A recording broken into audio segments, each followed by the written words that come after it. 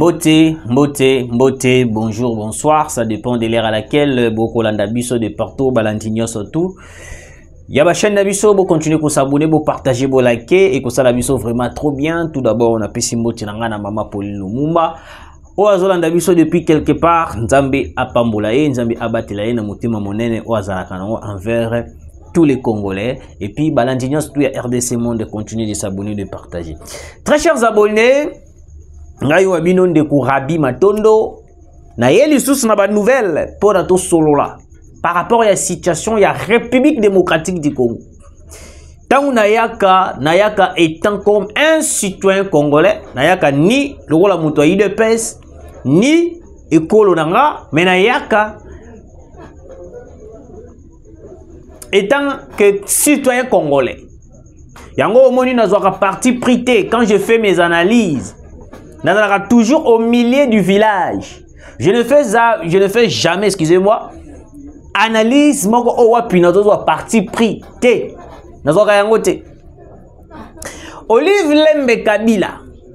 Olive Lembe Kabila aujourd'hui, il est devenu une modèle owapi batunios tout bakomi kolobela. J'étais en train de patrouiller, en train de chercher l'information pour naya kolobela bino ba peuple congolais.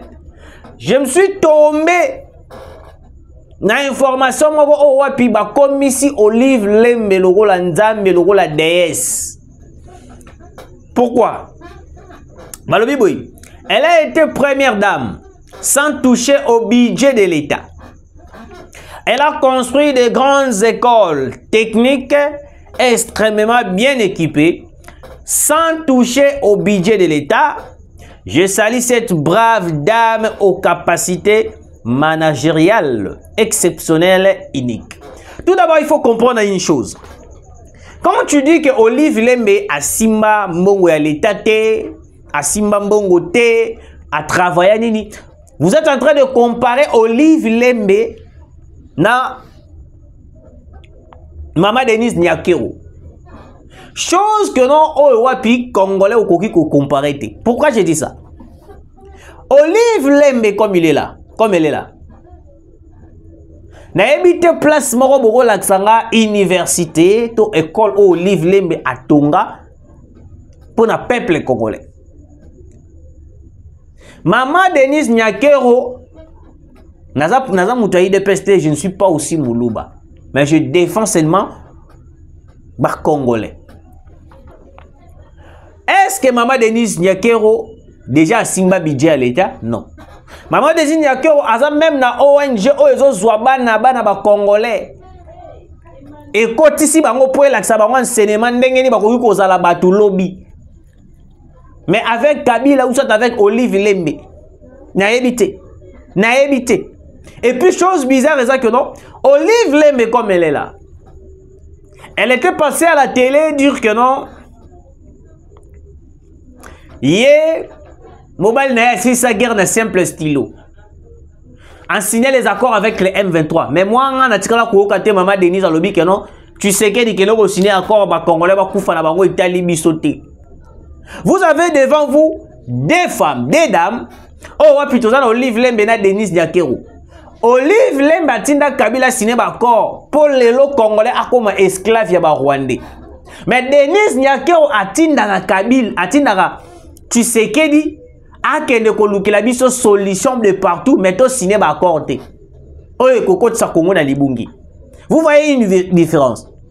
Vous allez comprendre que non na kati ya bato wana mibale, il y a une grande différence. Denise Nyakero azolinga bana batanga.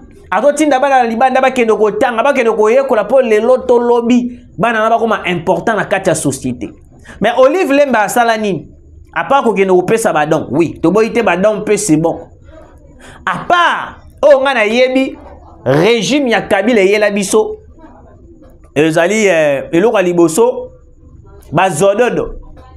Ya mibale opération du Kofi. Ya mi ça tout des enlèvements au wapi inédit badé ko sala pendant période ya Kabila. Et puis infiltration des gens, infiltration de M23 de Rwandais dans 4 armées. Olive Lembe. Mais le même Olive Lembe aujourd'hui, il est chanté, il est prôné par des kabylistes. Oh, wapi balingi basa la différence moko o ekoko kanate. Parce que les kabylistes à tout pour balinga bazong sa Kabila sur le scène politique. Parce que Kabila est manipulé, dirigé par la Belgique, dirigé par la communauté internationale. Vous ne verrez jamais Tshisekedi être dirigé, manipulé par les Occidentaux. Je ose bien le voir. Je le dis à haute voix. Tshisekedi ne sera jamais manipulé par le Rwanda, ni la communauté internationale, ni la France, ni les États-Unis, ni au moins aussi la Belgique. Ndenge lelo yo, Kabila a commis utilisé par la Belgique, utilisé par les États-Unis. Pourquoi? Parce que ba moni déjà avantage na bango et commis ko la coincé. Et ça na minéré moko oh ouais puis la mingi na Chine. Soki na lobby yango mabe bandeko nanga beaucoup milanga na commentaire. Na tanga ke information yango mais tellement na za information bien na mutu ils ont échappé entre Iranium, mais géranium si je ne me trompe pas. Minerai on est dans la beaucoup plus na Chine. Et ça minerai très important. Oh ouais puis États-Unis d'Amérique à Luka ndengena tout Chine te que là Chine boya. Parce que minerai on a retrouvé on a République démocratique du Congo place au wapi la RDC avait mis en œuvre 10 millions de dollars pour nous ko exploiter minerai wana soit ko transformer yango na été soki na lobby bien sikoyo bango tango ba ko mona ba avantage wana nyonso na RDC Tshisekedi azoboya Tshisekedi refuse ti au moni ba komi ko sala ba discours populiste contre ba komi ko différencier Olive Lembe na Denis Nyakeru alors que non en ce moment na minute oyoyo Kagame vient de perdre déjà. Je vous dis, Kagame a perdu la bataille. Pourquoi? Parce que tu sais qu'il est sur les scènes politiques. Tu sais qu'il est sur la politique internationale. Tu sais qu'il a commis qu'on clouer Kagame. Non! Arrêtez de distraire les gens. Parce que si on a très bien. Olive Lembe mbongo wana zwangwa. N'est-ce pas, comme l'emballage comme président de la République? Olive Lembe, biso to yeba Olive Lembe, à part n'engue batune musu sazalaka na bango wana viva na bango. Mais Olive Lembe, lelo komi na mbongo atongi ba biloko ya ndenge na ndenge parce que bazwa mbongo ya l'État. Parce que Kabila a profité de minerais congolais. Là, il faut le dire. Il ne faut pas tromper les Congolais. Kabila a profité de minerais de Congolais. Kabila prenait le minerai congolais à commissaire yango propriété privée na bango. Mais les lots de gens, des kabylistes et de PPRD viennent à la télé pour vanter Olive Lembe alors que celle-ci, ils ont profité de minerai de Congolais. Oh lelo na babukanga lonje kenda matata pona na kolobela na kolobela lelo naza mwa mulai mukie ata na kosuka na ngana na ba minitage nanga parce que ba abonné na biso ya ba RDC monde ba beraka ba binde kozalaka bref vous allaka bref na kozala bref mais na kozwa time sous une minute sous moi likolo moi likolo parce que na expliquer ba kabiliste différence ba ko sala ikozo kukanate. Alors je voulais vous faire comprendre que Olive Lembe est manipulé aussi par les Occidentaux. Alors, il ne faut pas différencier entre Olive Lembe et Denis Nyakero. Denis Nyakero a une femme moko owapi a poussaka mobali naye na makambu ya malunga, na makambu ya malamu. Denis Nyakero a koyebisa Tshisekedi non, il ne faut pas négocier. Il faut trouver des solutions. Il faut faire ceci, cela. Il faut faire ceci, cela. Il faut to kenango boye. Il faut to longa batuana boye. C'est ça une femme auprès de son mari.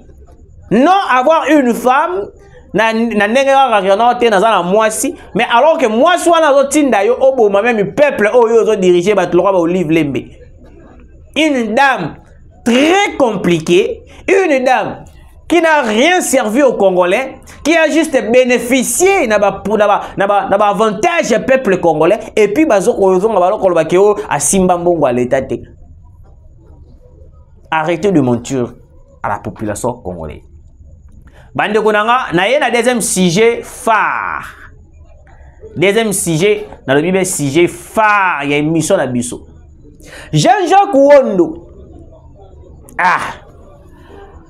Soki, il y a un moment na émission moko na lobaki awa wana salaka awa, excusez-moi. Na émission na lobaka ni. Na baki que non. Les politiciens congolais et dans la baro ba diaspora. Aussi bokechu.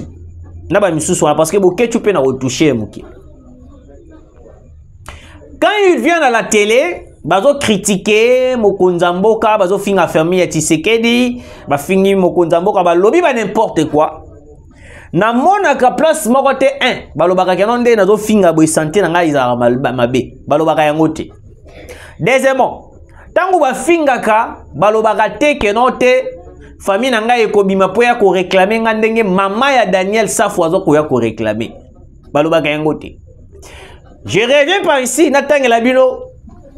Actualité pour comprendre avant de développement. La cour militaire de Kinshasa Gombe a tenu sa deuxième audience au degré d'appel dans l'affaire de la tentative du coup d'État en RDC. C'est le vendredi 18 octobre 2024 à la prison militaire de Ndolo, condamné à la peine de mort par le premier juge du tribunal militaire des garnisons de Kinshasa Gombe, Jean-Jacques Wondo, ancien conseiller spécial de l'administration générale de l'Agence nationale des renseignements ANR, en charge des réformes, a interjeté appel.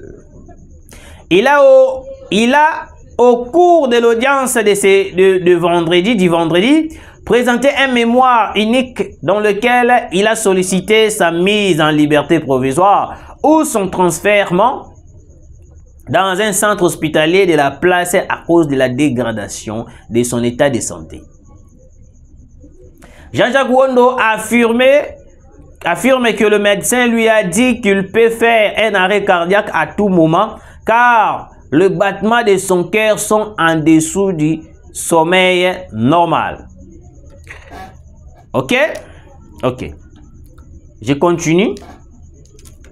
Jean-Jacques Wondo. J'ai perdu plus de 20 kilos depuis que je suis ici. Le médecin m'a dit que je pourrais être victime d'un arrêt cardiaque à tout moment parce que le battement de mon corps sont en dessous de la normale. Le médecin sont en train d'élaborer un autre rapport par rapport à cela, a-t-il déclaré. Très cher Congolais, Jean-Jacques Wondo a participé à un coup d'État contre le président Félix Tshisekedi. Quand il faisait cela, quand il était dans le coup, Yakobo Tshisekedi, santé ezalaki no malamu. Santé ezalaki malamu, abane kobela te, il était normal. Mais quand il est arrêté, le jour bakangi babandi ko sambisa ye ba ko condamné à mort. Le monsieur a commencé à faire des déclarations santé nanga ezaboui, santé nanga ezaboui, santé nanga ezaboui. Monsieur le président de la République. Et puis tribunal militaire. La lingaki na complété le Komoko, cour militaire de Kinshasa Gombe. Écoutez. Les lorsaux qui bolobi botique la biso Jean-Jacques Wondo, et ça le rôle à vous cracher sur le mémoire de tous les Congolais. Parce que, excusez, na 2 minutes ya pamba, tolinga ki to perdre Tshisekedi. À cause ya batu oyoyo, ba Jean-Jacques Wondo. À cause ya batu oyoyo. Alors, quand il est en train de plaider pour sa santé, il ne savait pas que non nenga do sala kuwa na soke simbite ba kangie santé gobeba. Et ça mensonge politique. Des mensonges politiques. Ndenge moko na ba Mike Mukebai, ndenge moko na ba Daniel Safu, ndenge moko lisusu na ba nani oyo ba Jean-Marc Kabund, ba Vital Kamerhe. Bango soki ba ko sala ba acte moko ya mabe, santé za la normale. Mais quand ils sont poursuivis, arrêtés, transférés à la prison, déplacés wapi ba santé na bango ebebaka. Donc aujourd'hui peuple à Koko ta prison a sali 3 ans 4 ans habilité à ça normal, mais seulement le politicien congolais ce qui va côté il suffit à salika 1 semaine 2 semaines 1 mois a komi kobela oh balobi nanga na ko sala crise cardiaque a kufa na prison Si soki kutu mwanga chouchou baboyi ko libérer malgré plusieurs appels et simbité Marcel Malanga mwana ya Christian Malanga jusqu'à présent maintenu na prison ya Ndolo batiki ete ebongo yo muto pena ozalaki pena na kati ya service de renseignement tozaka to tiko kaboy. Écoutez bandeko nanga ba congolais bato balingaki baboma Tshisekedi ba planifier plan na bango ba sali nyonso ba koye kusala mais plan na bango échoué en complicité avec les Américains, avec l'Occident. Parce que na betele bino li solo Christian Malanga a collaboré avec les États-Unis, l'Angola, les Rwanda, la France. Il a collaboré avec plusieurs pays. Avant baya ko la tentative de bango ya coup d'état. Christian Malanga azaka en Angola. Angola, États-Unis. Bakuta la Joe Biden. Na France. Et pas ya Macron. Mais le jour où bakangaka bango, bon a déjà complicité.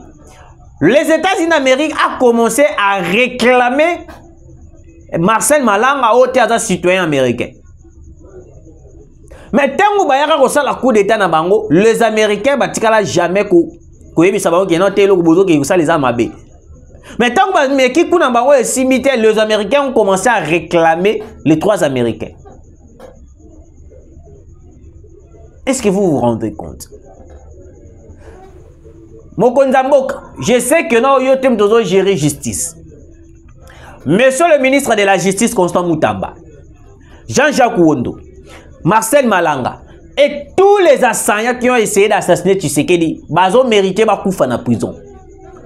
Bazo mérité bakoufa na prison. Pourquoi j'ai dit ça? Je vais analyser un peu.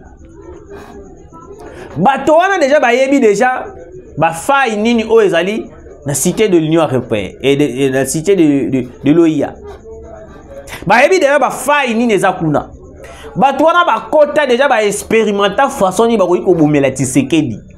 Lokola déjà bazana expérience bayebi ka soki to kotwa to ko boma Tshisekedi directement, soki to kota to ko bima directement. Alors soki to meki ko tikata moko na bango. Ils vont prendre toutes les informations.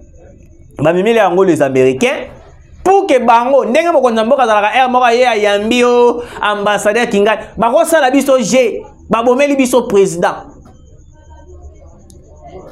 ti boko mona Jean-Jacques Wonda zo réclamer abima parce que d'après les informations que j'ai il y a un deuxième coup d'état en gestation et en cours oh wapi bazo préparé contre Tshisekedi.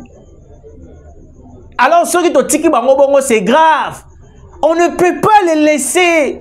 Monsieur le ministre, maintenez toujours votre position. Cours militaire. Cours militaire de Kinshasa Gombe. Bon, maintenez position d'Abino. Babimate Batouana. Ce sont des gens qui cherchent à tout prix à éliminer monsieur le éliminer Tshisekedi. Sobotiki bango c'est grave. On va regretter plus tard parce que bazan a plan. Bazan a plan moko stratégique contre le président de la République. Na funga mama mukie avant na kota makambo ya Matata Ponyo. Exclusive. Denis Sassou Nguesso annonce sa demande d'adhésion au BRICS avec une délégation menée par Bande Kodanga. Je comprends maintenant pourquoi la communauté internationale va kobundisa biso. Ya na comprendre. Parce que la communauté internationale balingi à tout prix na ko coincer biso. Na ko coincer biso. Denis Sassou Nguesso yé pas que iko ça la demande na ye na ko kota na kati ya BRICS. Parce que il a compris na ndenge politique eko kendele et eko senga foza na ba partenaire o ba ko soutenir yo non de partenaire o ba ko sala ko ba don. Denis Sassou Nguesso. Je reviendrai sur ça peut-être demain na numéro autre ça là na premier numéro ya numéro ya lundi. Na yesikoyo pona silisa la Matata Ponyo. Matata Ponyo lobi beaucoup d'étrangers siègent au Parlement congolais en violation de la Constitution. Matata Ponyo. Matata Ponyo lobi ba étrangers belé bazo siéger na Parlement en violation de la Constitution. Matata Ponyo, moi je vais essayer de vous recadrer un peu, Matata Ponyo. Oui, Matata Ponyo, est-ce que okoki kolakisa biso mbongo ya Bukanga Lonzo ekenda wapi? S'il y a des étrangers au Parlement, au fur et à mesure, on va essayer de les neutraliser et puis de les chasser. Parce que Moutou a bloqué ma case révision au changement de constitution, c'est Vital Kamerhe. Vital Kamerhe, il a bloqué pour changement de constitution et ça la maté. Vital Kamerhe. Alors, Matata Ponyo, tu n'as pas de leçons à donner aux Congolais. Tu as été premier ministre et tu n'as rien fait. Tu as bouffé l'argent des Congolais. Moi, je me pose la question, pourquoi est-ce que jusqu'à présent, dossier Bukanga Lonzo Lala, monsieur le ministre de la Justice, Tala Babilo Kokogi Kozula Biso Yango, Matata Ponyo. Bah, étranger, on va siéger dans le Parlement. Moutazo bloqué, c'est Vital Kamerhe. Parce que lui-même aussi, Azali tellement qu'on participe dans le complot à l'unité, étranger. Yango au monu, monsieur le président de la République, il faut dissoudre le Parlement. Au dissoudre kaka. Parce que comment est-ce qu'on peut avoir une personne, au lieu de faciliter l'avancement du pays, il est là en train de bloquer les changements de la Constitution, de bloquer. Torosuka wapi, Mokozamboka, avec Kamerhe. Torosuka wapi na Kamerhe. Parce que Kamerhe a dans la poste où va changer la Constitution. Il ne peut pas oser la bloquer. Il paraît que le monsieur n'est pas congolais. Merci de nous avoir suivis. Vous continuez à s'abonner, vous partager et que ça la vraiment trop bien. Tout le temps,